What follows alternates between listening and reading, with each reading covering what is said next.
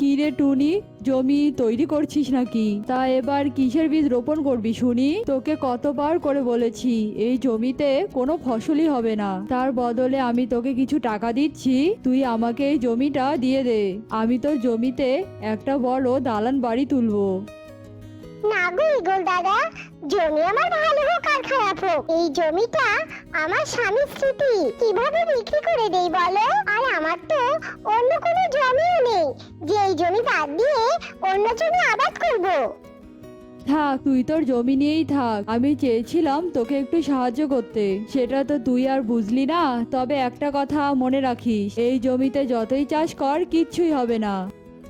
এই কথা বলে ঈগল সেখান থেকে চলে যায় আর টুনি মন প্রাণ দিয়ে তার জমিতে সবজির বীজ রোপণ করতে থাকে। এরপর টুনি সবজির বীজ রোপণ করার পর বাড়িতে চলে যায়। মা, ও মা, তুমি চলে এসেছো মা? মা, তুমি সবজির বীজ ভালো করে রোপণ করেছো মা? প্রতিবার তো তুমি সবজির বীজ ভালোভাবে রোপণ করো, তবুও তো কোনো ভালো ফসল পাওয়াই হয় না। এবার কি তুমি ভালো ফসল পাবে মা, বলো? তুই কোনো চিন্তা করিস না রে বাবা, এবার আমি ভালো সবজি পাবো, আর সেই সবজি বিক্রি করে তোর আমি চিকিৎসা করাবো রে বাবা। তোর ডানা ভাঙা নিয়ে তোকে আর কষ্ট পেতে হবে না। আর চিকিৎসা মা, এই ডানা বুঝি আমার আর কখনোই ভালো হবে না। সব ছেলেরা তাদের কষ্টের দিনে তার মাকে সাহায্য করে, আর আমি তোমাকে সাহায্য করার বদলে তোমার ঘাড়ে বসে খাচ্ছি মা। এভাবে বলিস না রে বাবা, আমার যে কষ্ট হয়। আর ওসব কথা বাদ দে তো, আমি জমিতে কাজ করে অনেক ক্লান্ত হয়ে পড়েছি, আর আমার অনেক ক্ষুধাও লেগেছে। তুইও নিশ্চয়ই এখনো কিছু খাসনি। আয় বাবা, আয় ঘরে আয়, দুই মা ছেলে মিলে খেতে বসি। এই কথা বলে টুনি তার ছেলে রকি টোনাকে নিয়ে ঘরে চলে যায় আর এভাবেই সেই দিনটি চলে যায়। পরের দিন টুনি আবারও তার জমিতে যায় আর জমির আগাছাগুলো পরিষ্কার করতে থাকে। টুনি, তুই কত বোকা! তুই তো জানিস তোর জমিতে কোনো ভালো ফসলই হয় না, তবুও তুই গাধার মতো কেন খাচ্ছিস রে? আর এমন যদি আমার জমি হতো, আমি সেই কবেই জমি বিক্রি করে দিতাম। কি আর করবো কাকুলি দিদি, গরিবরা তো শুধু পরিশ্রম করতেই জানে, সফল হতে তো জানে না গো। তা তুমি এবার তোমার জমিতে কি রোপণ করেছো? আমি আমার জমিতে কি রোপণ করেছি তা শুনে তুই কি করবি রে? আমি বলবো না বাবা, পরে যদি তুই আমার জমিতে নজর দিস। তোর ফসলের মতো তো আর আমার ফসল নয়, আমার জমিতে অনেক ভালো ফসল হয় রে টুনি। কাকুলি দিদি, তুমি কি আমাকে এখানে কথা শোনাতে এসেছো? আমি তো জানি আমার জমি খারাপ, কিন্তু তুমি দেখে নিও, এই জমিতেই একদিন সোনার ফসল ফলবে। ভালো কথা বললে তো তোকে আবার কথা শোনানো হয় রে, এই জন্য তো যাকে তাকে ভালো কথা বলতে নেই। থাক তুই তোর জমি নিয়ে। এই কথা বলে কাকলি হন হন করে হেঁটে সেখান থেকে চলে যায় আর টুনি আপন মনে তার জমিতে কাজ করতে থাকে। আর এভাবেই বেশ কিছুদিন কেটে যায় আর টুনি জমিতে সবজির চারা জন্মায়, কিন্তু সব সবজি গাছে পোকা ধরা সবজি হয়। হায় ঈশ্বর, এবারও ফসল ভালো হলো না। আমি তো আর ধৈর্য ধরে থাকতে পারছি না। ভেবেছিলাম এই সবজি বিক্রি করে কিছু টাকা পাবো, আর হলো না। এদিকে ঘরে কোনো খাবারও নেই, হাতে কোনো টাকাও নেই। আমি বরং এই সবজিগুলো বাড়িতে নিয়ে যাই, যদি একটু কেটে কুটে খাওয়ার মতো কিছু পাওয়া যায়। এই কথা বলে টুনি সবজি গাছ থেকে সবজিগুলো তুলতে থাকে। এরপর সবজি তোলা শেষ হয়ে গেলে টুনি সবজির ঝুড়ি নিয়ে বাড়িতে চলে যায়। আর এমন পোকা ধরা সবজি দেখে রকি টোনা বলে ওঠে, এ কি মা, এই পোকা ধরা সবজিগুলো তুমি কোথা থেকে নিয়ে এলে? কি ছি ছি ছি ছি, কি দুর্গন্ধ বের হচ্ছে মা। এগুলো আমার জমির সবজি রে বাবা, এবারও আমাদের কপাল খারাপ। এত পরিশ্রম করেও সবজির কি হাল হয়েছে দেখ, ঘরে তো কোনো সবজি নেই, তাই এই পোকা ধরা সবজি খেতে হবে আমাদের। এই কথা বলে টুনি অসহায় মুখ করে সবজির ঝুড়ি নিয়ে ঘরের ভিতরে চলে যায় আর টুনি সেই পোকা ধরা সবজি থেকে সবজি কেটে নিয়ে রান্না করে। আর রাতের বেলা রকি টোনাকে খেতে দেয়। খাওয়া শেষ করে রকি টোনা যেই না ঘুমাতে যাবে অমনি রকি টোনা ভীষণ অসুস্থ হয়ে পড়ে। মা, ও মা, মা, আমার ভীষণ পেট ব্যথা করছে মা। আমি মরে গেলাম গো, আমি মরে গেলাম। মা, তুমি কোথায় মা? রকি টোনার এমন ডাক শুনে টুনি ছুটতে আসে আর বলে, কি হয়েছে বাবা, তোর কি হয়েছে? হায় হায়, আমার ছেলের কি হয়ে গেল গো? বাবা রে, আমি এক্ষুনি ডাক্তার ডেকে আনছি, তুই একটু আরাম করে বস বাবা। এই কথা বলে টুনি ডাক্তার ডাকতে ছুটে যায়। এর কিছুক্ষণ পর টুনি ডাক্তারকে ডেকে নিয়ে আসে আর ডাক্তার ভালোভাবে পরীক্ষা নিরীক্ষা করে বলে, মিসেস টুনি, আপনার সন্তানকে আপনি কোনো দূষিত খাবার খাইয়েছেন নাকি? সেই জন্যই আপনার ছেলের ফুড পয়জন হয়েছে। আমি কিছু ওষুধ লিখে দিচ্ছি, এই ওষুধগুলো খেলে আপনার ছেলে ভালো হয়ে যাবে। আর আপনাকে আমি আবারও সাবধান করে দিচ্ছি, আর কখনো ওকে এমন খাবার খেতে দিবেন না। এদিকে টুনি ভীষণ রেগে বলতে থাকে, না, ওই জমিতে আর আমি কিছু রোপণ করব না। ওই জমির খাবার খেয়ে আমার ছেলের এমন হাল হলো। বনের পাখিরা সবাই ঠিক কথা বলে, ওই জমি একটা খারাপ জমি। এই কথা বলে টুনি হাতে একটা কোদাল নিয়ে রেগে মেগে জমিতে যায় আর জমি সবজিগুলো উপড়ে ফেলতে থাকে। এমন সময় হঠাৎ করে মেঘের গর্জন শুরু হয়ে যায়, ঝড়ো ঝড়ো হাওয়া বইতে শুরু করে আর টুনি সামনের মাটি ভাগ হয়ে সেখান থেকে ভূমিদেবী বেরিয়ে আসে। থাম তুই, এভাবে আর রাগ করিস না।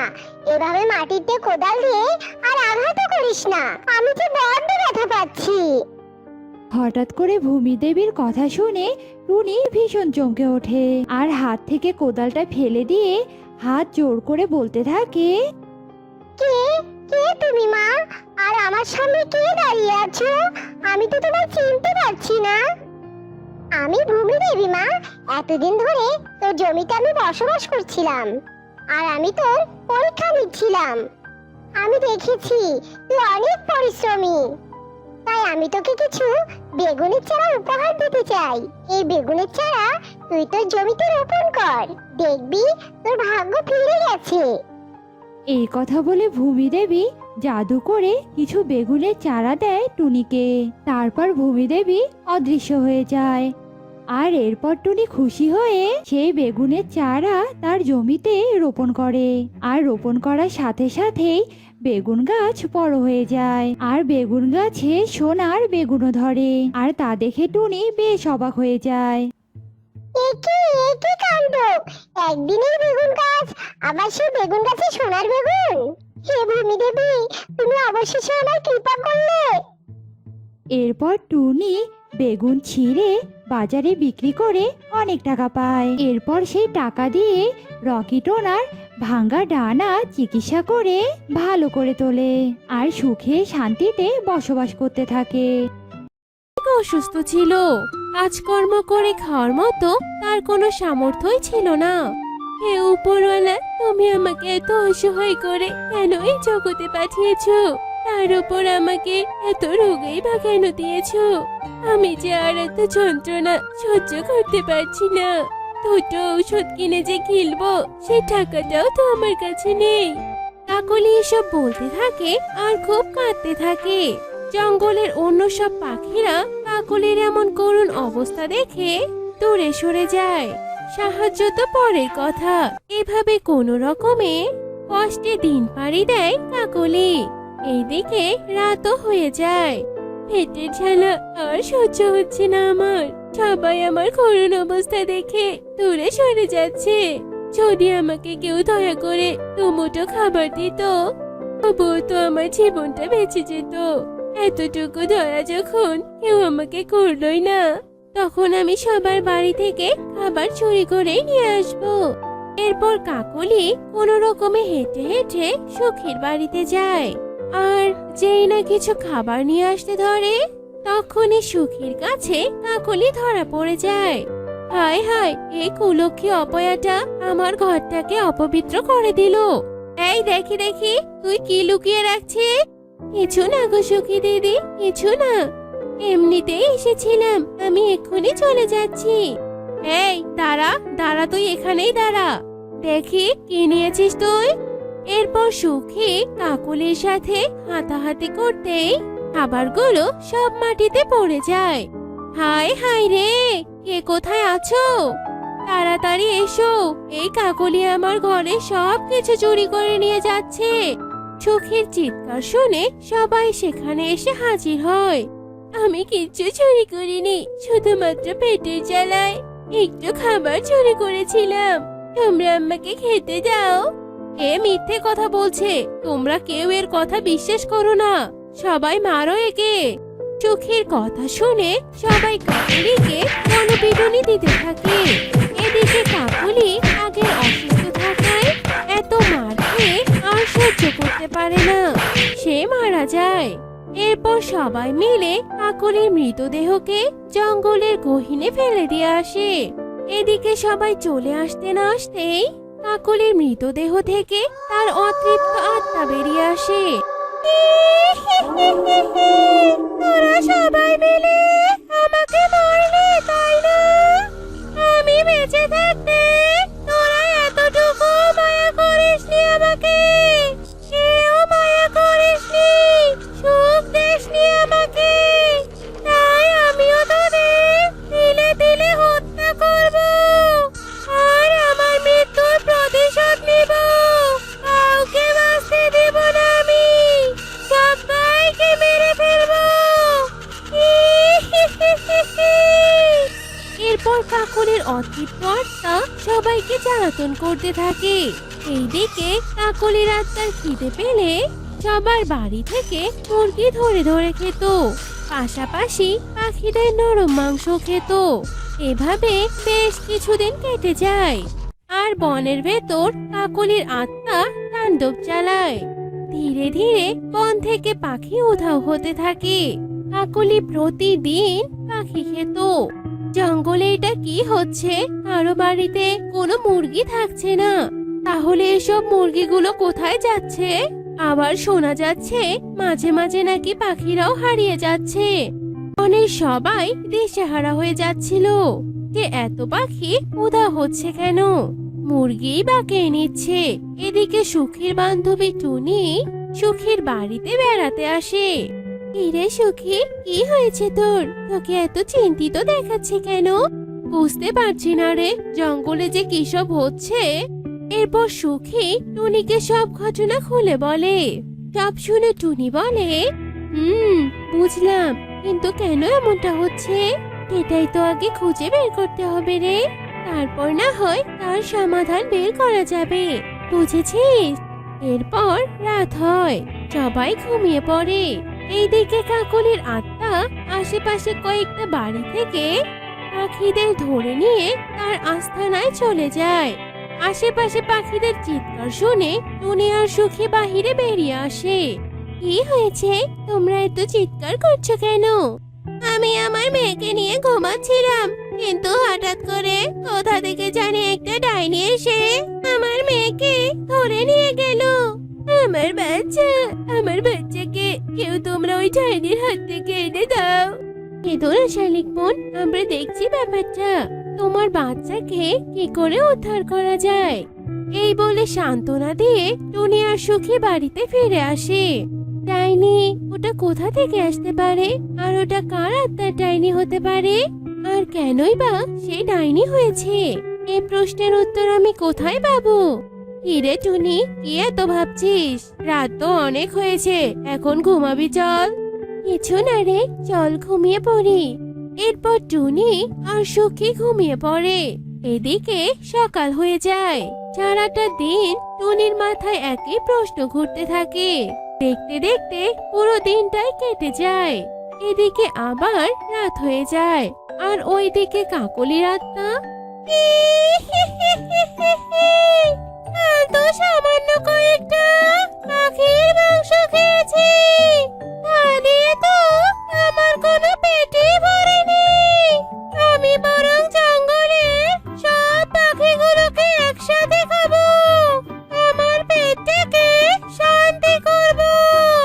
এরপর কাকলির আত্মা জঙ্গলে যায়। আর হুংকার দিয়ে সবার ঘুম ভাঙিয়ে দেয়।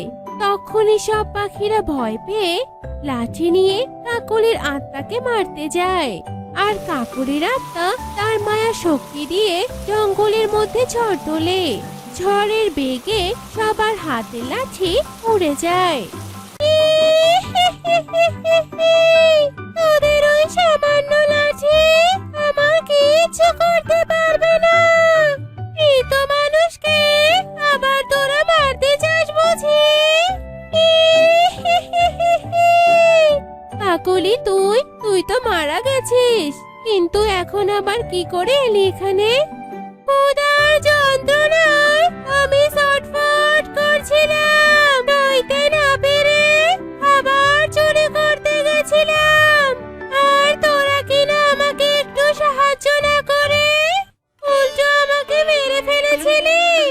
তাই আমি আত্মা হয়ে ফিরে এসেছি আমার মৃত্যুর প্রতিশোধ নেওয়ার জন্য। আজ আমি তোদের সব পাখিকে একসাথে খেয়ে আমার মৃত্যুর প্রতিশোধ নেব, আর আমার পেটের ক্ষুধাও মেটাবো। তোদের কাউকে ছাড়বো না, আমি সবাইকে খেয়ে ফেলবো। কাকলির এমন ভয়ঙ্কর হুঙ্কার শুনে টুনি মনে মনে ভাবে, এই ডাইনিকে তো দেখে মনে হচ্ছে এই সহজে শান্ত হবে না। একে বুঝিয়ে নয়, একে বুদ্ধি দিয়েই শান্ত করতে হবে। কাকলি বোন, তোমার সাথে যা হয়েছে তা খুবই অন্যায় হয়েছে, কিন্তু তুমি একটাবার ভেবে দেখো, যদি তুমি সব পাখিদের একসাথে খাও তাহলে বাকি দিনগুলো তোমাকে তো না খেয়ে কাটাতে হবে। তখন তুমি অনেক দুর্বল হয়ে যাবে, আর কেউই তোমাকে দেখে ভয় পাবে না, জানো? তুমি কি চাও যে তোমাকে সবাই ভয় না পেয়ে হাসাহাসি করুক? বলো। না না না না না না, আমি চাই সবাই আমাকে দেখে ভয় করুক। তাহলে তো তোমাকে একটা করে পাখি খাওয়া উচিত। না না, এভাবে শুধু একটা করে পাখি খেয়ে আমার কোনো লাভ হবে না। তোরা প্রতিদিন যদি আমার আস্থানায় মুরগি আর তার সাথে একটা করে পাখি নিয়ে আসতে পারিস, তবেই আমি আজ তোদের ছেড়ে দিব। আচ্ছা ঠিক আছে কাকুনি বোন, আমি রোজ সকালে তোমার জন্য মুরগি আর পাখি নিয়ে যাব। এবার তুমি তোমার আস্তানায় গিয়ে ঘুমিয়ে পড়ো তো। বেশ, তবে আমি চলে যাচ্ছি, কিন্তু কেউ যদি আমার সাথে প্রতারণা করিস তাহলে তোদের সবগুলোকে খেয়ে নিব আমি। চললাম। এরপর ডাইনি তার আস্তানায় চলে যায়। এইদিকে টুনি সারা রাত না ঘুমিয়েই কাটিয়ে দেয়। দেখতে দেখতে ভোর হয়ে যায়। টুনি একটা মুরগি নিয়ে ডাইনির আস্তানায় যায়। ডাইনি টুনির হাতে একটা মুরগি দেখে তেলে বেগুনে জ্বলে ওঠে। এ কি, তুই সামান্য একটা মুরগি এনেছিস আমার জন্য? এটা দিয়ে কি পেট ভরবে আমার? হ্যাঁ, এটা কি তোমার সামান্য মনে হচ্ছে? তাহলে চলো আমার সাথে। আমি তোমার জন্য অনেকগুলো মুরগির বাচ্চা একটা ঘরে জমা করে রেখেছি। তুমি সেগুলো খেয়ে নিজের পেট শান্তি করবে, এরপর সব পাখিদের ধরে খাবে। চলো চলো। অনেকগুলো মুরগির কথা শুনে কাকলির আত্মা অনেক খুশি হয়ে যায়, আর টুনির সাথে সেই বন্ধ ঘরের সামনে যায়। কাকলি বোন, এই ঘরের ভেতরে অনেকগুলো মুরগি আছে। যদি বেরিয়ে যায় তাই আমি দরজা বন্ধ করে রেখেছি, জানো? তুমি বরং ভেতরে ঢুকে পড়ো, তারপর আমি আবার দরজাটা বন্ধ করে দিব। আর এরপর মুরগির বাচ্চাগুলো খাওয়া শেষ হলে আমাকে ডাকবে, আবার আমি এসে দরজা খুলে দিব। যাও যাও, বেশি দেরি করো না, তোমার তো অনেক খিদে পেয়েছে তাই না? আচ্ছা আচ্ছা ঠিক আছে, বেশি দেরি করবি না কিন্তু। এরপর কাকলির আত্মা যেই না ঘরের ভিতর ঢোকে তখনই টুনি বাহিরে থেকে দরজা আটকিয়ে দেয় আর ঘরের মধ্যে আগুন লাগিয়ে দেয়।